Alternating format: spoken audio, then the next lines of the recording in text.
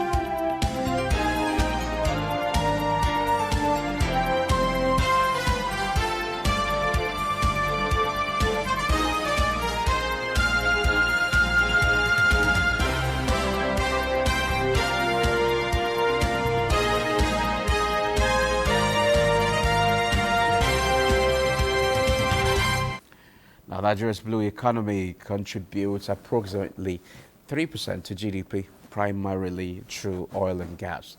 That is offshore production, fishing and aquaculture, in addition to shipping and ports, with tourism not left out.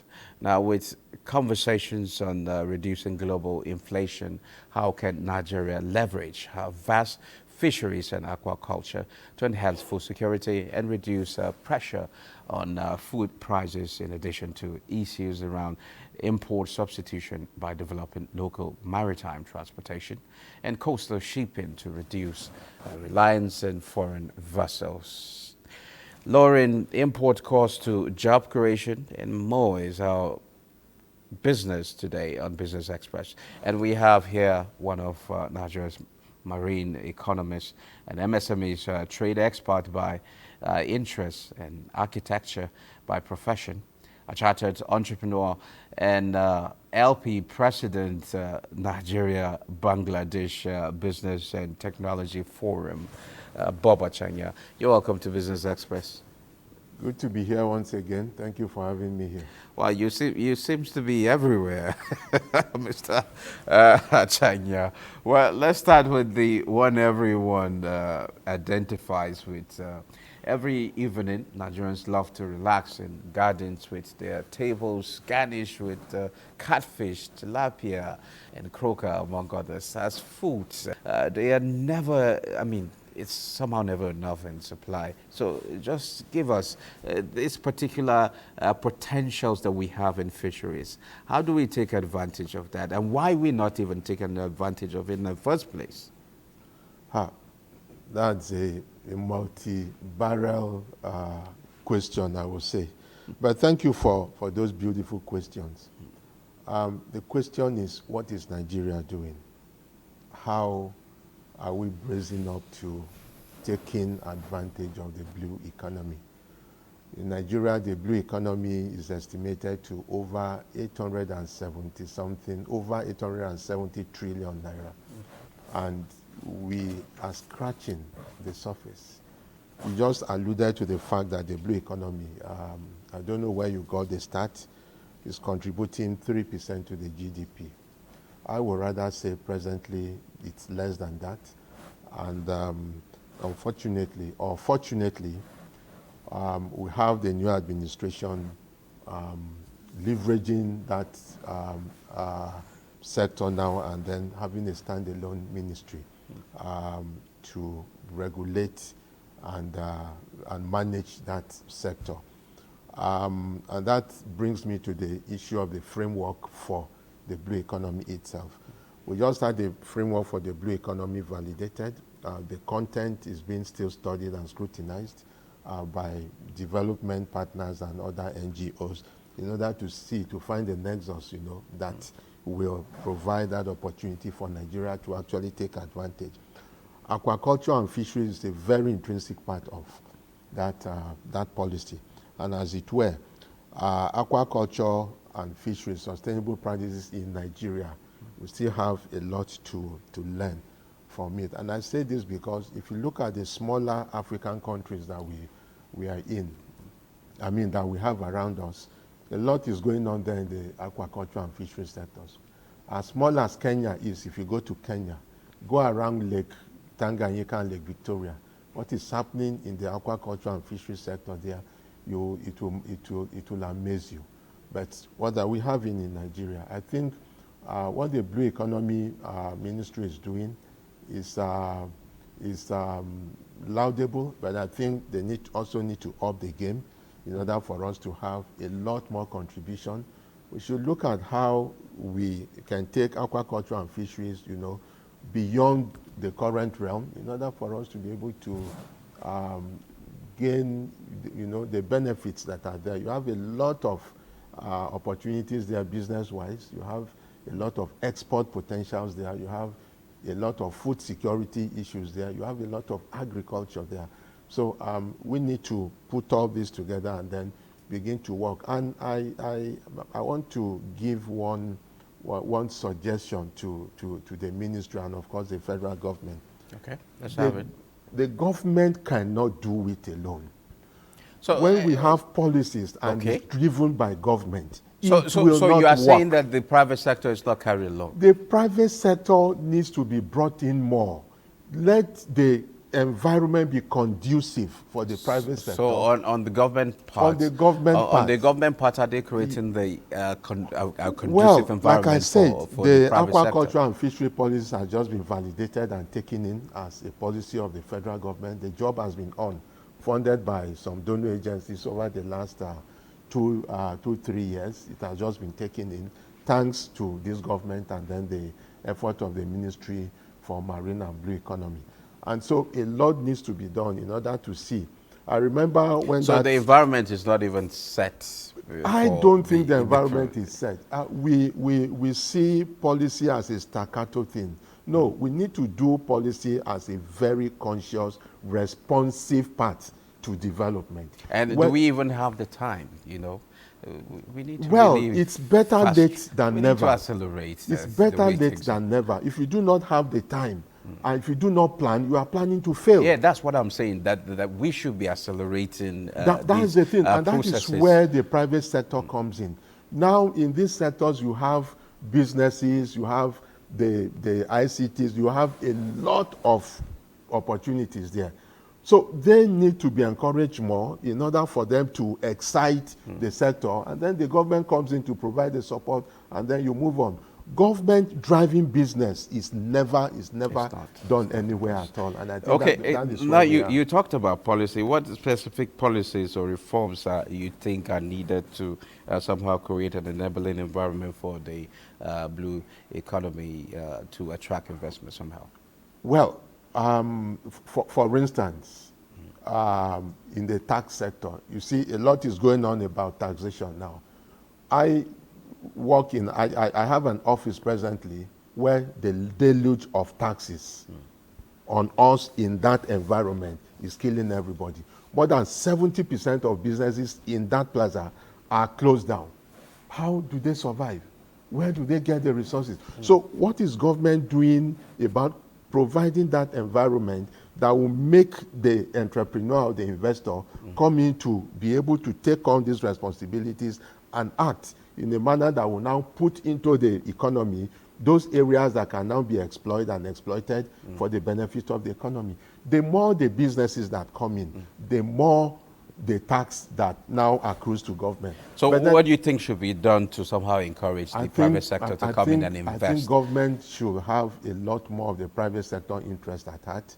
Government should engage more with them to really find out what is possible and then what is not possible. You put a tax burden on me that I cannot pay in a year. I either lock up or I go elsewhere to go and do it. And that's why you have a number of businesses going out of this country. Earlier you said that actually what we are able to exploit is like less than 3%. Yeah. But can we say for sure, can we really say for sure whether we have really actually ascertained the potentials of this industry? That is the issue.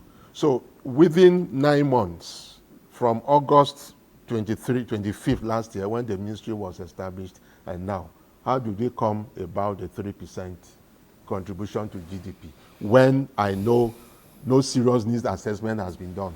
We have a lot of the coastal communities who should actually buy into the blue economy sector and then engage and contribute their quota for sustainability. I know a number of them are still crying out there. So how did we get to that start level that we are looking? I see us even doing more, provided we have a very, very grand process, of assessing what is possible, what is available, and what we are doing presently. And that, I agree, takes a lot of fun. But we also have development partners that are willing to provide some of these resources for us to carry out this needs assessment or status assessment, so that we can be guided in our planning, we can be guided in our implementation, and we can be guided in the actualities that are involved in the blue economy sector. We shouldn't take the blue economy sector with levity like the other sectors. This is a new economy that just came And most in. especially at a time where we can leverage technology to take advantages in this, space. Yes. And that is why innovation, technology, and all that are supposed to be contributing a great deal to this sector. Now, we have the Ministry of Science, Innovation, Science and Tech there. We have a number of our agencies that are related to the IT sector there. We have the Ministry of Communication and Digital Economy. They are doing quite a lot. But I think we now need to aggregate or integrate all this and then see a path that will take us to this level that we are saying. Working in silos actually is the problem we have in this country. We work in silos, we are not going to get the best at the end of the day, and we continue to go around in circles. So now, how can we actually work with neighboring coastal countries to develop a kind of collaborative, sustainable blue economy framework? Thank you for that question. November last year, about this time last year, we were in Kenya to understudy the blue economy. We actually went with the Ministry of Blue Economy, then Ministry of Transportation, but with particular reference to the National Inland Waterways Authority, as well as the Ministry of Aviation. We're trying to establish a nexus between aviation and the blue economy. It was a fantastic mission that we went. At the end of the day, we've been trying to do a reciprocal event for the Kenyans to come here, for them to put out, some of the issues that we learned or what they think can also help us in getting our acts together here. It's been a bit difficult. But then we are hoping that with the processes we have put in place, we'll be able to get around it to have the event going. But then within the coastal nations of West Africa, let's say, for God's sake, why can I not take a ship from here to Benin Republic, or for me to get to Cote d'Ivoire or any of these countries along the coast? It is not acceptable. I think Nigeria will need to sit down to see the interconnectivities that are important, that are useful, that we can explore. We have a lot of international protocols that can allow us to do this. You go to Europe, you can go from one country to the other under the tunnel. Why can't you do it in Nigeria? In Africa. When does the talk shop stops? When do we get to really see action? That is my problem with the country. The talk shops are too many. Let's begin to walk the talks. We need to begin to put action to everything that we say. We don't sit on TV and say the beautiful things. In practice, it's difficult for us to actually see the value of what we are saying. I think that is where we are, and that's where I call out a lot of the NGOs. You must begin to place demand on the system in order for us to be able to make the system to actually provide what is necessary for the private sector, for the economy to grow beyond what it is. We are always rebasing our economy because you and I know that there's a hidden value in that economy that we are not seeing, or that are not very visible. But if we do so much and we are getting so little, what is the essence? So that we can discourage this mass exit of talents, of services, of whatever we have that is Nigerian to other countries. Other African countries are beginning to take advantage and even call in our people to provide all the necessary support they can to their own economies. And I think it's getting that serious. Okay, beautiful. It's always a pleasure having you on the program, Mr. Bob Achanya. Thank you very much. Thank you.